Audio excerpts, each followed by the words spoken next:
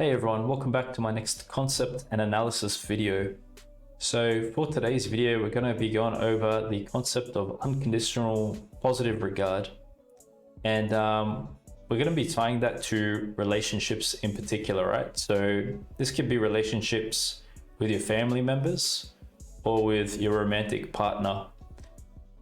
And having this skill is very important in maintaining a healthy relationship because it fosters open communication, trust, and acceptance. And those things are very important for improvement, okay?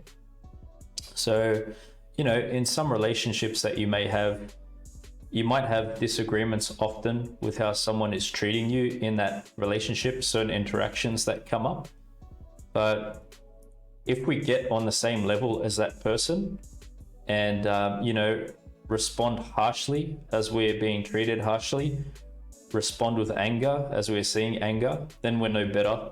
And, we're not helping them improve as well, helping them realize they're wrong. So that's not happening there.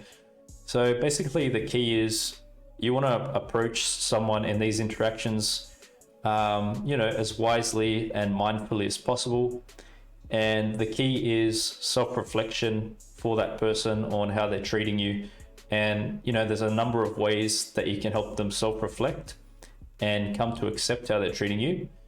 And that's why we've come to this site here now, because I found a number of good tips that I think will be useful for you guys in your interactions with others, just to help whoever it is that you're interacting with possibly, improve on their behaviors or realize some flaws that they may have, and just so you can keep happy with them in the long run, okay?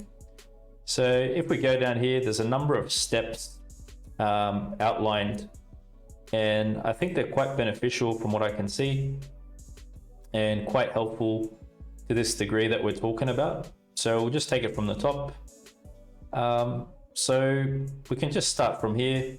So the tips are outlined, and as it's written here, next time someone is acting in what seems like an aggressive or unpleasant manner with you, do the following. Number one, it's recommended that you bend the temptation to respond in the same way. So this is as I was just describing, right? If we respond in the same way to them, we're not modeling a positive behavior. You're not mentoring a better behavior. So you want to see yourself as kind of like showing them a better way, right? So as I explained, you don't want to respond identically to them. You want to show them that there's a different and better way to respond. So the way you're going to do that is by maintaining your composure and keeping a positive attitude about things and a non-judgmental approach. So, you're not going to descend into name calling, shaming the person for their behavior. You're just going to ask them questions to help them self-reflect, and you're going to approach them in a sincere way, right? So number two, maintain a genuinely warm, caring demeanor with them.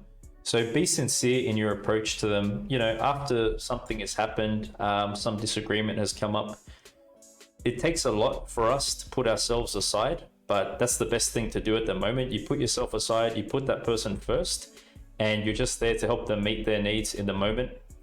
Because when someone's emotionally overreacting or acting in unpleasant ways and they're not aware of that, it's on you to be logical and rational and mature, okay? Number three, don't walk away from them too soon after, as they may see this as rejection. So you got to be strong and hold your ground. We're going to be factual and truthful and objective with how we speak to the person about how they are acting and how that it's not good.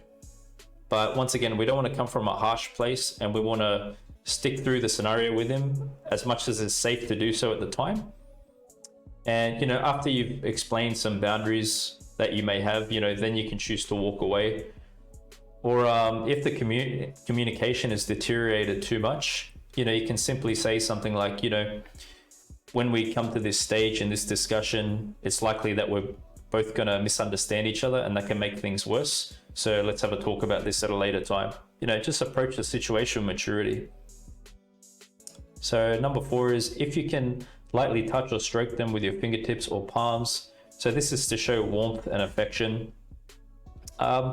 I'd suggest, this could help too, because Body language is a key thing, isn't it? You always want to maintain a positive and open body language. So, sometimes think about it like if you're having a discussion with someone and you're in a disagreement and you close your arms and fold them, that might show that you're not open to that person. But then again, that could just be, kind of like a normal body language of yours that you do. But it's just interesting to keep in mind those little cues and how body language and physical action can influence someone's perception at the time. So, try to keep an open body language, just be there for the person, hug, hold hands, whatever it is, if it's appropriate to do so though, okay?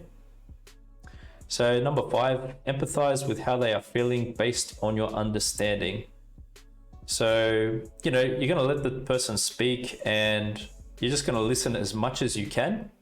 And when it seems like they've said what they've said, then you can ask some self-reflective kind of questions. You could say something like, it seems that you're feeling like this because of ... And that way it makes the person feel heard and understood. And it also serves to clarify the situation and what's really going on that's could be causing some disagreements between you guys, okay? So yeah, empathy is a big one. Ask them questions to understand why they are feeling the way they are. So, this is to help them kind of identify maybe some of their limitations. And it also serves to help us in understanding where they're coming from. And by understanding where a person's coming from, we become, say, less hurt, less affected by some behaviors. Because we've got to remember, when someone is behaving a certain way, you got to take a lot of things into consideration. You got to take into consideration their history, their upbringing, their life, past experiences, what they've gone through. And judgment is never the way. We just want to be accepting and understanding, all right? So if someone's treating me harshly and I know they've had a rough upbringing, for example, and they've openly discussed that with me before, I'm going to keep that in mind in the moment. I'm not going to treat them harshly back. I'm just going to try to, be composed, be understanding, listen, maybe speak minimally, because it's harder to talk to people when they're in an escalated situation. And, when they're calm later on, you can go approach them again and maybe have a more of a rational and logical conversation with them. So, non-judgment and acceptance is the way, guys. And step 7 here, again, empathize with them when they open up to you. So that's good. If they can open up to you in the moment, that's good. But as I just explained, commonly is the case that in the heat of the moment, it's hard to have kind of like a reasonable conversation, isn't it? So best thing to do is, if 2 of you are in a heated argument, or one is, and you can see that the other person is having a hard time calming down, you can just let them know that you can resume the conversation later on. And then when you see they're being calm again, just approach them in a sincere way. And, with a caring approach, ask them, what's going on, if they could share some information with you more about what happened there, okay? So these are just a few basic principles around unconditional positive regard.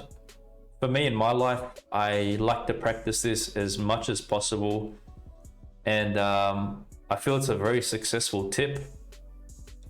Even with me as a streamer and content creator, I've practiced this, for example, with people who have given me very harsh comments maybe about my work. And what appeared to be at first as them, approaching me as if they were my enemy, later on I've come to make some very good friends out of people by not responding on their level back to them. And it's actually helped them realize their own wrongdoings. And it's just a very positive, transforming kind of skill. So I really hope outlining this concept helps you in your everyday lives. But let's go now and, we'll reflect on some video analysis and see what we can learn from the following couples' interactions. Okay guys, so to give a bit of context here about this clip we're going to see, this lady in this video has lived with Tourette's her whole life and has managed to find love with someone. And for the most part, her partner seems to be, you know, a very understanding person and expresses a lot of unconditional positive regard. So I thought I'd present this clip to you as a way to give, you know, kind of a practical example of what that skill would look like in a relationship. So I hope you guys are going to enjoy this clip. Despite the daily challenges of Tourette's, Bianca is a much calmer and happier woman than the teenager we first met. She puts that down to maturity, enjoying the independence of having her own home, but also finally finding love. 6 months ago, she met Zach, a man who simply sees Bianca, not her Tourette's. Fuck, I'm sorry, darling, I'm sorry. All good there. Fuck, okay, I suppose when you feel that love for someone, you really you can overlook anything about them, anything that everyone else can consider a social stigma or anything like that. Like, you can easily overlook that in a person. Because I can definitely tell you, like, falling in love, like, with this beautiful man. Well, it's helped me. It's improved my motivation. It's improved my mental health. It's made me smile. It's just helped my Tourette's and my moods and everything in so many ways. Which is lovely, but there's also the other side to it. You get hit. Honestly, I don't even notice, because in the end, she doesn't mean it. We know she doesn't mean it. Hi, everybody. Wow, guys, this guy has given us the perfect display of positive, unconditional regard. Did you see that? She slapped him in the face, and all he did was accept and understand that. I mean, he showed a real high level of this skill here, and you know, he should be commended for that, because I mean, you guys could imagine how many people, when they get hit physically, would probably retaliate back physically, right? But that's really amazing to see, and good on him. That's the perfect response, especially for someone dealing with a mental health issue like she is. So well done to him. And as you can see, you know, that supports her in dealing with her mental health here. You see what she said, how good she feels to have someone like him in her life, right? She's in some ways, you know, more relaxed knowing there's someone around that can understand her. So I mean, this takes a lot at this level that we're looking at in this example. I mean, that takes a lot of self-control too, you know. But yeah, it is an example of the concept we've discussed in this video. And I hope you enjoyed this video, and let me know in the comment section down below what you think. Thank you for your time.